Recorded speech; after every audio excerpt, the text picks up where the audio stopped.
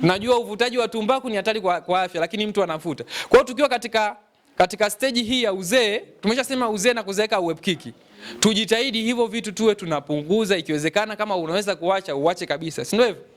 Ili basi haya magonjwa mengine ambayo kama magonjwa ya mapafu, magonjwa ya figo, shinikizo la damu la juu, kama magonjwa ya moyo, unaepukana nayo kwa kuboresha tu mtindo mzuri wa nini? Wa maisha. Mimi kwa majina naitwa Salmon Mkanula, naratibu elimu ya afya manispaa hapa, natokea ofisi ya mganga mkuu. Na siku ya leo tuko na zoezi ambalo ni zoezi endelevu, zoezi la huduma mkoba kituoni kwa wazee. Kwa hiyo kwenye huduma hii huwa tunakutana na wazee na tuna ratiba ya kuweza kupita kila mwezi, tuna ratiba ya kupita kwenye kata moja. Ndani ya manispaa tuna kata 17. Kwa hiyo huwa tunakutana na wazee, tunatoa elimu ya afya, lakini pia namna mbalimbali ya kujikinga na magonjwa, lakini namna mbalimbali ya kuweza kustahimili uzee. Unajua kisha kwenye stage ya uzee inakuwa inaambatana na magonjwa mbalimbali ambayo ni ngumu kuweza kuyaepuka. Lakini ukipata elimu sahihi kwa namna moja au nyingine inaweza kujiepusha na hayo magonjwa. Tunajua tuna magonjwa yale ambayo yasiyo ya kuambukiza kama magonjwa manne, tunasema big 4. Kwa mfano magonjwa ya moyo ikiwemo shinikizo la juu la damu, lakini magonjwa ya macho. Haya magonjwa kwa wazee ni magonjwa yale ambayo wazee wanatakiwa wapate elimu, na katika kipindi hiki cha uzee wawe makini kabisa kuweza kufuata yale maelezo ambayo wanapewa ili kuweza kuepukana nayo. Kwa hiyo kwa sisi tunaendelea kufanya hizo huduma. Leo tuko hapa katika kituo cha afya hapa kuweza kuhamasisha wazee kuanzia miaka 60 waje kwa sababu ya kuweza kupata hii huduma. Kwa hiyo tumeshatoa elimu, wazee wanaendelea kupata uchunguzi, na huduma ambazo tunatoa hapa ikiwemo ni huduma ya elimu kama nilivyosema, lakini pia huduma ya uchunguzi wa pressure au shinikizo la juu la damu, lakini pia uchunguzi wa sukari. Pia tunatoa huduma ya consultation kwamba wazee wanaenda kukutana na daktari na kueleza masuala mbalimbali ambayo wanakuwa yanawasibu, labda na maumivu ya miguu, maumivu ya mgongo. Na pale ambapo wanakuwa tayari wameshaonana na daktari, unakuta mwingine tunagundua na shida fulani, labda ana shinikizo la juu la damu ambalo ni kubwa zaidi. Kwa hiyo mtu kama huyo tunampatia matibabu, lakini pia tunampa rufaa kwenda kwenye hospitali kubwa zaidi au kufanya muendelezo wa matibabu zaidi. Mimi naitwa Waisiko Rioba Makolele. Umri wangu ni miaka 64. Nimefurahi sana kwa huduma hii ambao inatusaidia wazee miaka 60 kwenda juu. Na Mungu awabariki, nimepata huduma nzuri, nimepewa dawa, naenda kumeza. Tulikuwa tunateseka kulingana kama huna hela upati tiba gharama. Kama huna hela upati tiba gharama. Kwa unaweza ukafa unajiona hivi unakufa unajiona. Nimefurahi sana kwa huduma hii, naomba iendelee. Mungu awabariki. Kwa majina naitwa Dr. Derrick Kabiemela kutoka kituo cha afya hapa. Leo tarehe 17 mwezi wa kwanza 2026 tulikuwa tuna zoezi la upimaji wa afya kwa wazee kuanzia miaka 60, na mpaka sasa muda huu tumeshahudumia zaidi ya wazee 272 na mwitikio ni mkubwa, wanaendelea kujitokeza.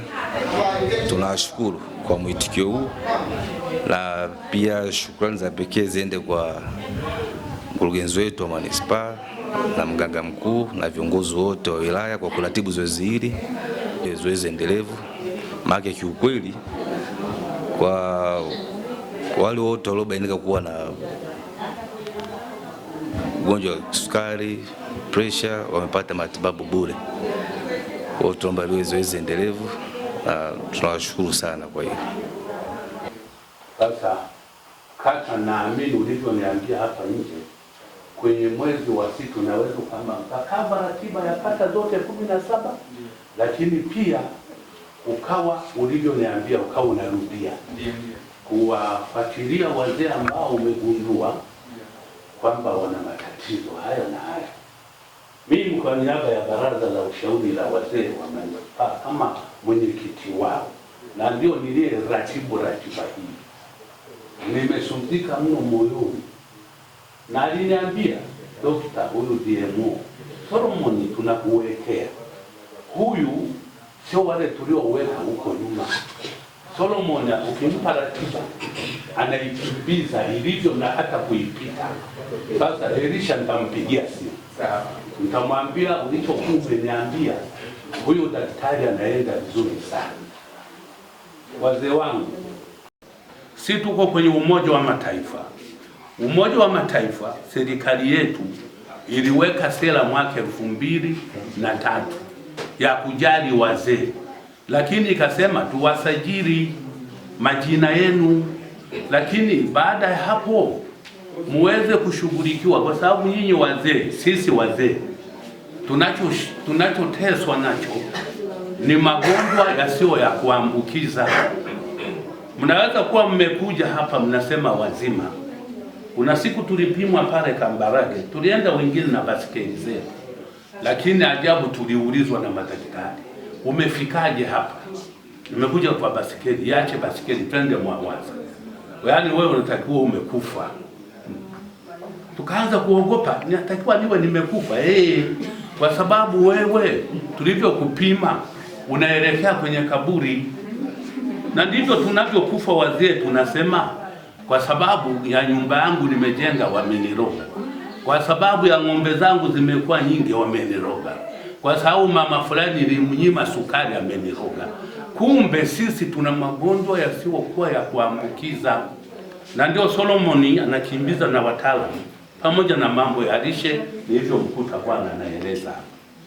Pia tuna wahudumu wa afya ngazi ya jamii. Wahudumu wa afya ngazi ya jamii kama nilivyosema, cha kwanza wanatusaidia kuweza kuelimisha kule kwenye jamii, kama kuwaita wazee kama unavyoona hapa, lakini pia tunapokuwa tunagundua labda mzee ana shinikizo la juu la damu, tunamuunganisha moja kwa moja na mhudumu wa afya ngazi ya jamii aliyoko kwenye kitongoji chake. Kama hapa tuna vitongoji 13. Kwa hiyo kila kitongoji kina mhudumu wa afya ngazi ya jamii mmoja. Kwa hiyo yeye atakuwa anawajibika kuweza kumfuatilia yule mzee. Kama tumempa rufaa kwenda kutibiwa labda hospitali ya government pale, hospitali ya Manispaa Shinyanga, basi tunataka tuhakikishe baada ya wiki tufuatilie, je, mzee alienda au hakuenda.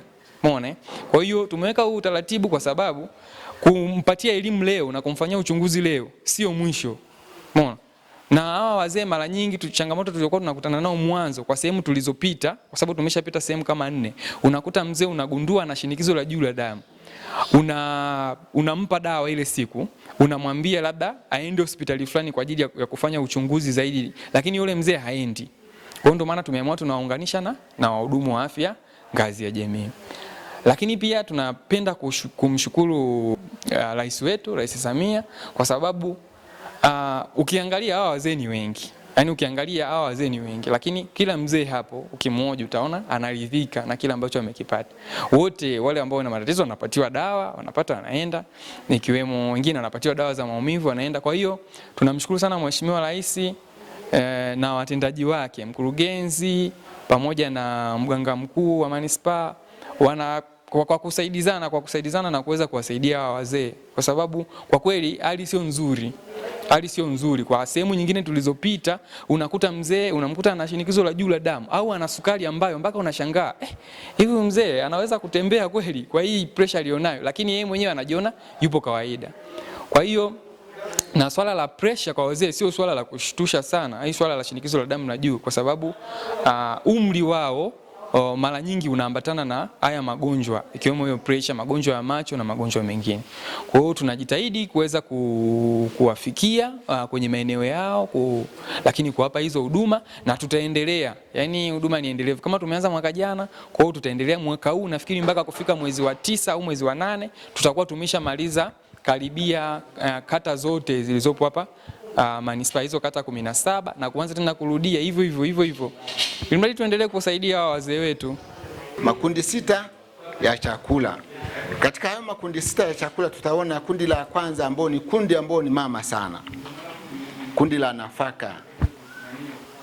Tunalifahamu nafaka. Tunapozungumzia nafaka ni vile hindi, lakini vyakula vyenye asili ya mizizi kama vile mihogo, viazi, unaona, ndizi zile za kupika. Lile kundi nafikiri sisi hapa huku ni maeneo ambayo tunalima kwa wingi. Si ndio jamani? Tunalima viazi. tunalima mahindi, tunalima mtama. Kwa hiyo lile kundi ni kundi la nafaka ambalo linatupa nguvu kwenye miili yetu wakati tunafanyaje, tunalitumia. Lakini kundi la pili tutakwenda kuona ni vyakula vyenye asili ya wanyama, nyama yenyewe, samaki, kuku, mayai, maziwa. Baadhi yake hayo niliyoyataja hapa yanapatikana. Uongo? Yanapatikana, si ndio? Lakini kundi la tatu ni vyakula vyenye asili ya mikunde, unaona, na mbegu za nini, za mafuta. Katika kundi hilo mashiri yapo huku. Uongo? Maharage yanapatikana. Lile nalo ni kundi ambalo linatusaidia katika ujenzi wa miili yetu. Lakini kundi la tatu, la nne ni matunda. Huku tunalima tikiti, tunalima mapela, yanapatikana kwa urahisi. Lakini kundi la tano tuna mboga mboga, si ndio? Hizo zote zinapatikana huku. Na kundi la mwisho la sita ni mafuta. Kwa hiyo haya sasa tunakwenda kuyaangalia ni namna gani tunaweza kuyatumia sasa kama wanafamilia. Najua hapo ndio kwenye maswali kwamba tumeyataja makundi sita. Haya makundi tunayatumiaje? Si ndio? Tukitoka hapo tutakula viazi, tutakula mhogo. Kwa unajikuta sasa lile kundi tunaitumia kwa ukubwa wake mkubwa sana. Na hapa sasa tunakwenda kuangalia kwamba ni namna gani unaweza ukachukua sasa kidogo kidogo katika kundi, katika haya makundi yote sita ambayo tumeyachukua. Kama asubuhi utakusa, kwa mfano asubuhi tumekula mhogo, si ndio jamani? Mchana tutatumia ugali. Lakini tuangalia sasa mboga mboga hapa tunatumia nini, ili kuangalia kwamba ile draft ambayo tunaisema kwamba makundi sita ya chakula tunayafanyaje. Jina naitwa Suzana Mholoko, ni afisa ustawi kutoka Manispaa ya Shinyanga. Nahisi kuna wachache ambao wananifahamu, ambao wameshawahi kufika pale government. Kuna sura zingine sio ngeni sana, ingawa siwezi kuzisema. Sasa tuna mambo machache ya kushirikishana leo. Ukiwa kama mzee, nafikiri hapa wengi wetu tuna umri wa kuanzia miaka 60 na kuendelea, si ndio? Tupo wengi Sasa lengo letu hapa la kushirikishana kwanza ni kuhusu wazee wetu ambao wana umri kuanzia miaka 60 na kuendelea. Ni wangapi wanatibiwa matibabu ya msamaha kwa hao wazee wetu wenye umri wa miaka 60 na kuendelea? Ninapozungumzia msamaha, nahisi kuna wengine ambao hawaelewi. Yaani yale ambayo ukienda hospitali kwa mfano pale government unasema nimekuja kupima, unatibiwa bure. Ni wangapi? Au ni wangapi ambao wamekuja hospitali pale hawakudaiwa gharama za matibabu? Tupo Naona karibia wengi. Sawa sawa. Tupo Sasa labda niweke kitu kimoja sawa. Unapokuja kule hospitali au hata unapokuja hapa, sawa, umri wako ni miaka kuanzia 60 na kuendelea. Kwanza kitu cha kwanza, sheria zetu uwe na miaka kuanzia 60 na kuendelea. Sawa? Usiseme una miaka 52 tukakupa matibabu ambayo yapo free kabisa. Hiyo kidogo inaleta changamoto. Kuna vipimo ambavyo utavipata lakini vingine vitakuwa vigumu kidogo. Lakini pia unapokuja kule una miaka hiyo kuanzia 60 na kuendelea, jamani, hata kwenye hali ya kawaida ambao tuko hapa tunajijua, wengine tuna miaka hiyo 60, 61 lakini kidogo hali yetu ya maisha iko vizuri. Tunakupa kipaumbele wewe ambaye kidogo kwako umekuja pale una gari, unasema kwamba jamani naomba kidogo nitibiwe kwa matibabu ya bure. Tulingane na bibi ambaye ni mjane pale, hajijui kabisa au hajiwezi kabisa, kweli? Kwenye hali tu ya kawaida naomba mnijibu. Ni kweli hiyo? Kidogo sinakuwa na utofauti. Sasa ndio maana unapokuja pale tunawashauri, tunaomba ili tusiingie hii kwamba mimi sikutibiwa kwa matibabu ambayo ni ya bure na mimi ni mzee na miaka 60 na kuendelea. Uje na uthibitisho kutoka kwenye ofisi zako za mtaa. Tunamaanisha labda mtendaji wa mtaa au huku tunaweza kusema ni kijiji. Yeye yule anatuthibitishia kwamba huyu mtu wetu ni kweli ana miaka 60 na kuendelea lakini mazingira yake kidogo sio mazuri. Ina maana na ukitokea pale, sawa baba nitawapa muda. Ukitokea kule wanaweza hata kukupa namba ambayo sisi kule ukija tunakuingiza kwenye mfumo. Wewe kila ukija frequently tunakuja tunakutibia bure. Kila ukija kule unatibiwa bure. Zaidi tu unatoka maana ukishakuja kule tunakupa kadi kwamba huyu anatibiwa bure. Unapokuja hospitali unaenda kwa mtendaji wako, unakuja leo unaenda kutibiwa, unapigiwa muhuri tarehe ya leo. Ukija sisi kule hatuna hata maswali ya kukuuliza. Sawa wazee wangu? Hii naongea kwa wale ambao walikuwa hawana elimu kuhusu hichi kitu. Lakini walikuwa yani hawajui kwamba tunafanyaje. Mimi nimefika nina miaka fulani lakini sijui, nikienda kule naye unauliza maswali mengine kwamba kwa nini nimekuja sina hiki mpaka hiki. Na ni kweli wewe una miaka 61 na kuendelea. Hicho ni cha kwanza. Nitawakaribisha kuja na maswali. Lakini pia kitu kingine, tukiachana na hayo mambo, sisi ni wazee. Tukiachana na hao ambao wa miaka 60 ambao wanahitaji msamaha wa matibabu, lakini kuna wale ambao na miaka 50 na kitu. Kuna watu ambao jamani, kwenye familia zetu ambao tunaishi tunapitia ukatili mwingi tu. Ninapozungumzia kuhusu ukatili, kuna wengine labda hawaelewi kuhusu ukatili. Sisi huku kwenye jamii zetu tuna wazazi wenzetu maanisha, lakini pia tuna waume, lakini pia tuna wake zetu. Jamani, tunapigwa majumbani. Uongo? Jamani, tunanyanyaswa. Na sio wake au waume tu, hata watoto wetu. Sisi wazazi ndio wenye mashamba. Sisi wazazi ndio wenye mali, lakini anajikuta mtoto ndio anamiliki vile vitu vyote. Wewe unavyosema hata kwamba mwanangu unishirikishe, hawezi. Ule ni unyanyasaji. Mmelima wote, muda wa mvua wote, zimepatikana mahindi, sijui maharage, vikiuzwa baba tayari ameshakimbilia mjini, hauoni hata senti 5. Ule ni unyanyasaji. Unaishi na watoto asubuhi wanaondoka wanaenda shamba. Wewe ndio ambao umetafuta. Lakini ukija kuwauliza, si ungekaa jikoni mwenyewe? Na haujui jinsi ya kufanya. Na haujiwezi. Ukiulizwa unapigwa. Ukiulizwa unatukanwa. Ukiulizwa unaambiwa si utoke. Lakini zaidi hapo, hiyo nyumba ambayo unaishi ni ya kwako mwenyewe na umejenga. Huo ni unyanyasaji. Lakini pia mke na mume ndani, mnaishi wote. Kunyimwa tendo la ndoa bila idhini yako, huo ni unyanyasaji. Uongo? Si wapo ambao wanapitia hicho kitu? Wamama kuvaa majinsi ndani mmelala, huo ni unyanyasaji, kwa sababu mwanaume ni haki yake kupata tendo la ndoa. Na ndoa nyingi zinavunjika kwa ajili ya hicho kitu. Uongo? Lakini sasa mwanaume hajui pa kukimbilia. Mwanamke hajui pa kukimbilia kwamba niende wapi. Mimi ni mke wangu wa ndoa, yule ni mume wangu wa ndoa. Akiondoka asubuhi ndo ameenda. Ukiulizwa kofi. Ukiulizwa unaambiwa utoke, wakati huo wote mmekana mna rasilimali. Jamani, naongea uongo? Elea kwa jirani mwingine. Nikishirikisha ndugu upande wa mume upande wa mke, wananiambia wewe tulia tu. Ndio kuolewa, ndio ndoa, wewe komaa. Sisi mbona tumekaa miaka hiyo yote na tunadumu kwenye ndoa zetu, lakini kumbe ya kwako yamezidi. Si ndio? Sasa hizo changamoto zote kama unazo, kwanza kwa leo nione mimi. Yaani kama una changamoto hizo zote ambazo nimeziongelea hapa na haujui jinsi ya kuzitatua, njoo nione mimi, nitakushauri na nitakwambia jinsi ya kufanya. Zaidi tuna ofisi zetu. Hospitali ya government Shinyanga kule mjini. Ukifika pale kuna ofisi za ustawi. Tunafanya kazi kuanzia Jumatatu mpaka Ijumaa. Ofisi zetu ziko dhumuni au lengo la programu hii outreach ya wazee kituoni, cha kwanza ni kufanya uchunguzi. Kama tulivyosema, wazee wanaambatana na magonjwa mengi. Kufanyia uchunguzi, na wale ambao wanahitaji matibabu zaidi kuwapa rufaa, na wale ambao wanahitaji matibabu na ushauri kuwapatia ushauri. Hilo la kwanza. Lakini hapa hatufanye tu uchunguzi wa magonjwa, pia kuna issue za ustawi, shughuli za ustawi wa jamii pia.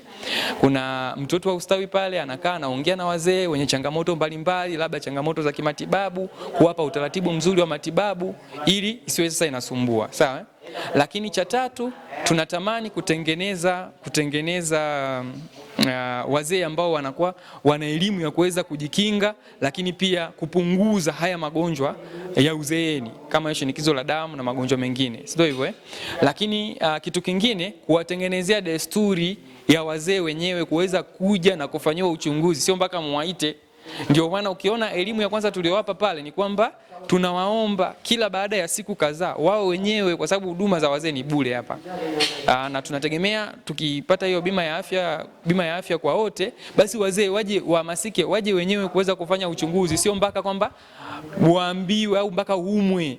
Kwa ndio maana tunawasisitiza sana kwamba ukikaa siku haumwi kawaida, unakuja unafanywa uchunguzi. Sidhani kama mzee akienda kwenye kituo chochote, hata kama private au wapi, akienda kupima pressure mtu atamtoza hela. Kwa hiyo tunatamani tujenge ile